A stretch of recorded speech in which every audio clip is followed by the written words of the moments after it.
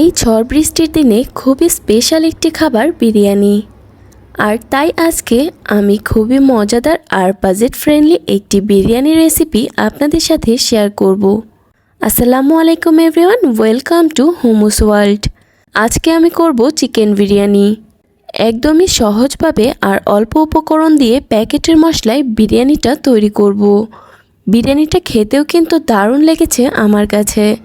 আশা করছি আপনাদের কাছেও ভালো লাগবে। তাহলে আর কথা না বাড়িয়ে চলুন রেসিপিতে চলে যাচ্ছি। প্রথমে একটি প্যানে আমি চিকেনগুলোকে ভেজে নিচ্ছি আর একটা বাটিতে পোলাওর চাল নিয়ে নিয়েছি। এই চালগুলোকে আমি খুব ভালোভাবে পরিষ্কার করে নিলাম আর এই তেলেই দিয়ে দিব পেঁয়াজ কুচি। এবার অনবরত নেড়ে চেড়ে এই পেঁয়াজটাকে আমি কিছুক্ষণের মতো ভেজে নিব। এখন এতে কিছুটা পানি এড করে দিয়ে দিচ্ছি পেঁয়াজ বাটা, তারপর দিয়ে দিচ্ছি জিরার গুঁড়ো, এখন দিচ্ছি রাঁধুনি বিরিয়ানি মশলা, দিয়ে দিচ্ছি পরিমাণ মতো গরম মশলা, তারপর দিলাম দুটো টমেটো কুচি এবং কাঁচামরিচ, দিয়ে দিলাম টক দই এবং লবণ। লবণটা একটু বুঝে শুনে দিতে হবে, কারণ চালের সাথেও কিছুটা লবণ অ্যাড করতে হবে। তারপর দিয়ে দিচ্ছি লাল মরিচের গুঁড়ো। এবার মশলাটাকে ভালোভাবে কিছুক্ষণের জন্য কষিয়ে দিয়ে দিচ্ছি ভেজে রাখা মাংসগুলো। এবার এটা কিছুক্ষণের জন্য কুক করে নিব।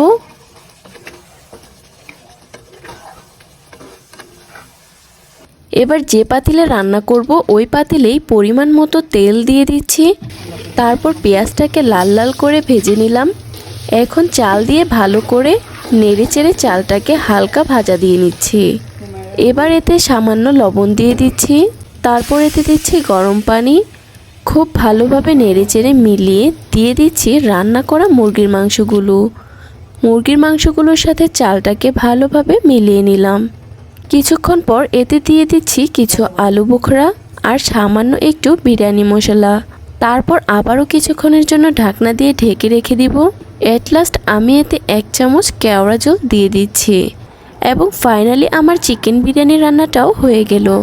দেখতেই দেখা যাচ্ছে বিরিয়ানিটা কতটা মজাদার হয়েছে আর কতটা ঝুরঝুরে হয়েছে।